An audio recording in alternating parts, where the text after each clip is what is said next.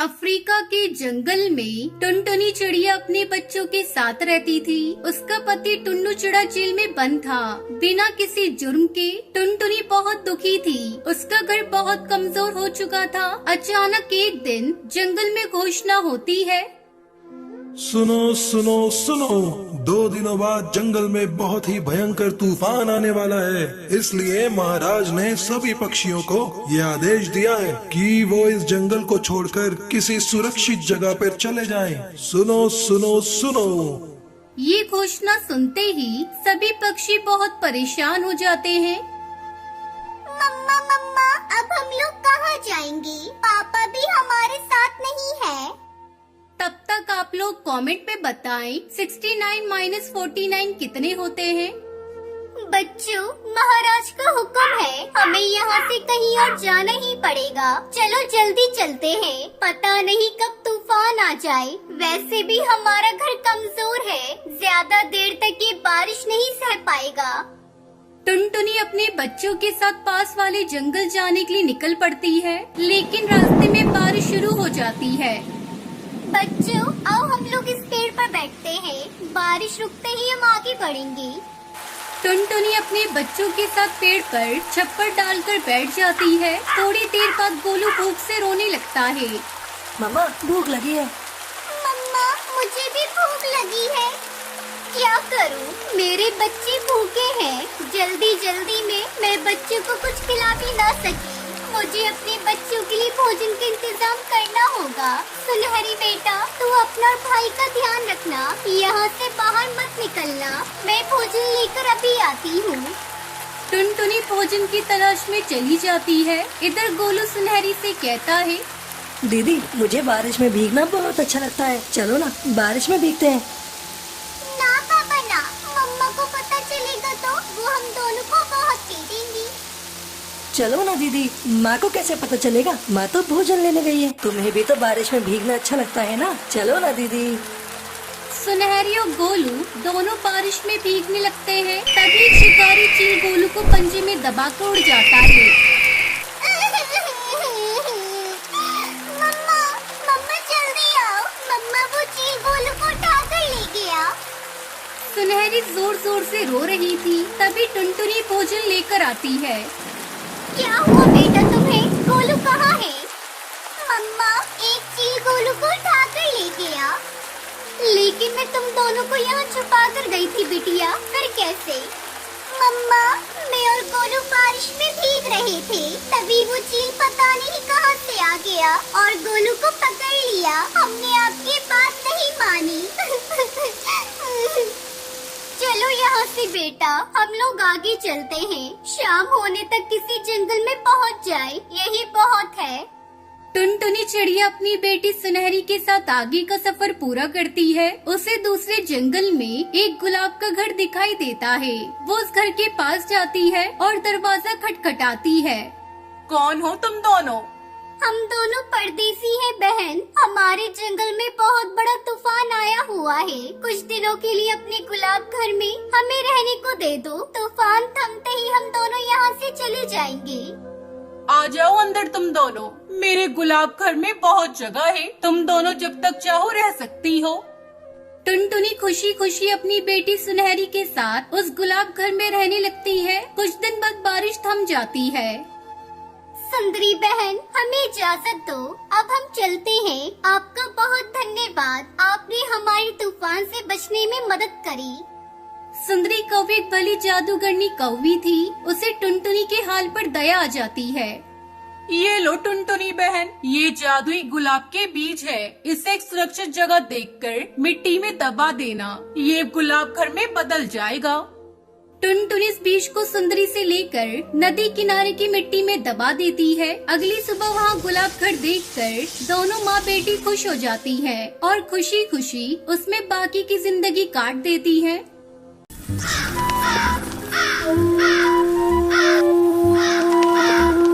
कानपुर गांव में टुनटुनी और पिंकी नाम की दो बहनें रहती थी।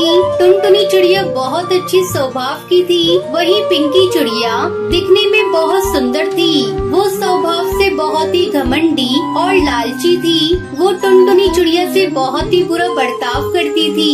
एक दिन टुनटुनी चिड़िया पिंकी की फेवरेट नेल पॉलिश नाखूनों पर लगा लेती है, जिसे देखकर पिंकी चिड़िया गुस्से से आग बबूला हो गई।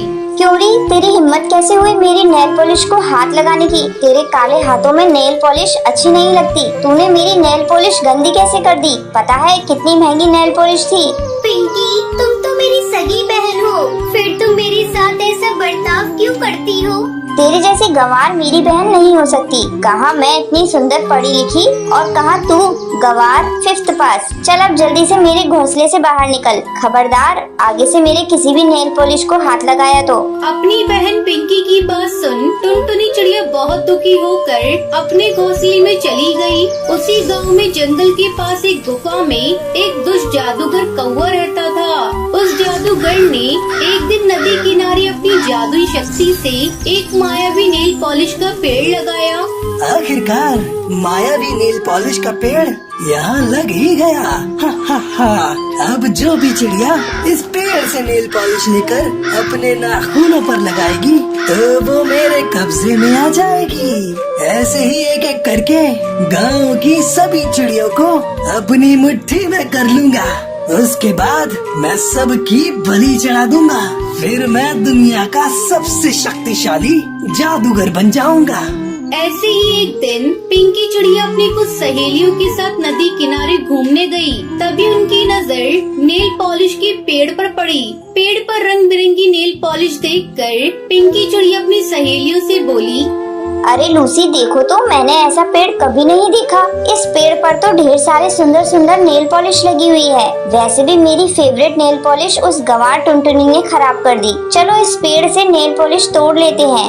हाँ यार, मैंने भी ऐसा पेड़ पहले कभी नहीं देखा, लेकिन ये पेड़ यहाँ आया कहाँ से? ये पेड़ आया कहीं से भी हो, है तो हमारे काम की। चल अब ज्यादा मत सोच, जल्दी से नेल पॉलिश तोड़ लेते हैं। तू ठीक कह रही है, मेरी भी नेल पॉलिश खत्म हो गई है। ऐसा मौका फिर नहीं मिलेगा।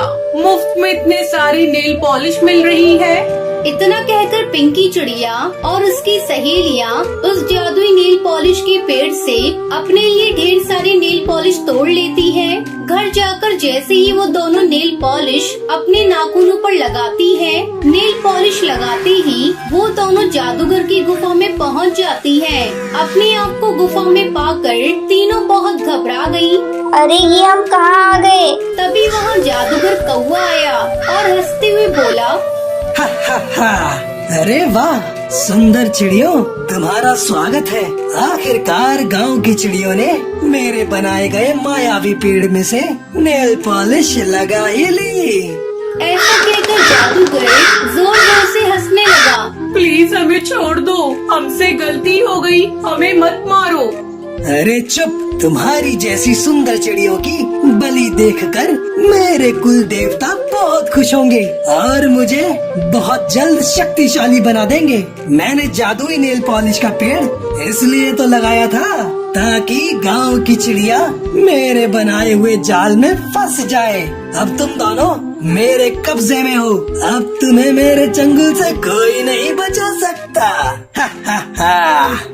दूसरी ओर काफी समय बीत जाने के बाद पिंकी चिड़िया को घर में न पाकर टुनटुनी चिंता में पड़ गई। टुनटुनी चिड़िया पिंकी को ढूंढने उनकी सहेलियों के घर गई, लेकिन वहां जाकर उसे पता चला पिंकी की सहेलियां भी घर पर नहीं है। फिर टुनटुनी परेशान होकर अपनी बहन पिंकी को ढूंढते ढूंढते नदी किनारे पहुंची।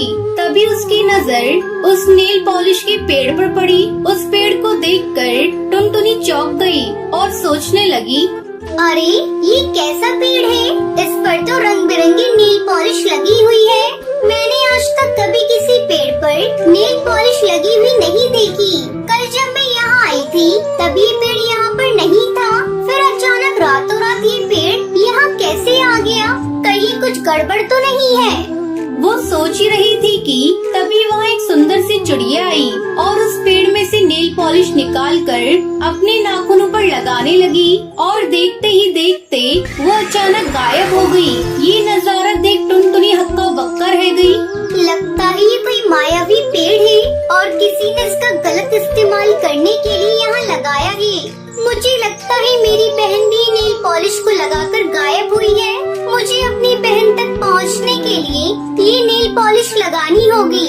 टुनटुनी चिड़िया नेल पॉलिश लगाने ही वाली होती है कि तभी एक परी वहाँ प्रकट हुई और बोली, रुक जाओ, ये तुम क्या करने जा रही हो? तुम उस दुष्ट जादूगर से अकेले कैसे लड़ पाओगी?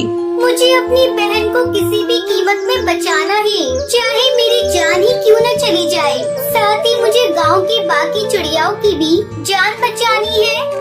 टुनटुनी, तुम बहुत ही अच्छी चिड़िया हो। तुम्हारी बहन ने तुम्हारे साथ हमेशा बुरा बर्ताव किया, लेकिन तुम अपनी बहन से बहुत प्यार करती हो, इसलिए अपनी जान की परवाह किए बिना अपनी जान खतरे में डाल रही हो। तुम्हें पता नहीं वो जादूगर कितना शक्तिशाली है। वो गांव की सुंदर सुंदर चिड़िया की बलि देकर बहुत ही शक्तिशाली बनना चाहता है, इसलिए मैं तुम्हें एक जादुई भस्म दे रही हूँ। वहाँ जाते ही उस जादूगर के ऊपर चुपके से छिड़क देना। टुनटुनी चिड़िया परी का धन्यवाद कर जादुई भस्म छुपाकर रख लेती है। फिर टुनटुनी ने जादुई पेड़ से नेल पॉलिश तोड़कर अपने नाखूनों पर लगा ली और पलक झपकते ही वो भी इस जादूगर की गुफा में पहुंच गई और जादूगर को पुकारने लगी। दुष्ट जादूगर, मेरे सामने आ। मैं जानती हूँ तूने मेरी बहन और बाकी गांव की चिड़ियाओं को यहाँ कैद करके रखा है। तेरी भलाई इसी में है, उन सबको छोड़ दे, वरना तेरे लिए अच्छा नहीं होगा। तभी अचानक जादूगर हंसते हुए वहाँ आ पहुँचा। तू मेरा कुछ नहीं बिगाड़ सकती। तू तो एक मामूली चिड़िया है और मेरे पास जादुई शक्तियाँ हैं और मैं बहुत जल्द सभी चिड़ियों की बलि देकर शक्तिशाली बन जाऊंगा। जादूगर, मैं तुझे ऐसा करने नहीं दूंगी। टुनटुनी चिड़िया की बात सुनकर जादूगर जोर जोर से हंसने लगा। तभी मौका पाकर टुनटुनी ने जादुई भस्म निकालकर जादूगर के ऊपर छिड़क दिया। जादूगर के शरीर पर भस्म पड़ते ही जादूगर कौवे का शरीर जलने लगा। जादूगर के मरते ही सभी चिड़िया उसके चंगुल से आजाद हो गयी। फिर सभी ने टुनटुनी को धन्यवाद किया। पिंकी चिड़िया को भी अपने किए पर बहुत पछतावा हुआ और पिंकी चिड़िया टुनटुनी से माफी मांगती है। उसके बाद दोनों बहनें एक साथ खुशी खुशी रहने लगती हैं।